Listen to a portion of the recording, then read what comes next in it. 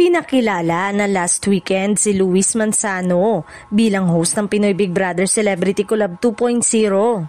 Actually, pagbabalik hosting ito ni Luis sa PBB after 17 years. Pero mukhang hindi ito bet ng netizen. Marami silang kuda sa online world, parang hindi naman daw need na si Lucky sa nasabing celebrity reality show. May mga tumulak pa nga na baka agawan lang daw nito ng airtime si Bianca Gonzalez Intal, na puring-puri ng avid viewers bilang PBB host. Chika pa ng mga netizen, ang dami-dami na nga raw host ng show, bakit pa raw nagdagdag? Kuda pa nila.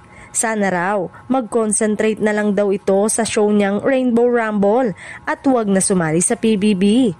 Samantala, naipakilala na ang panganay na anak ni Governor Vilma Santos Recto bilang isa sa mga host ng reality show, kaya hanggang talak na lang ang kayang gawin ng mga intrigera.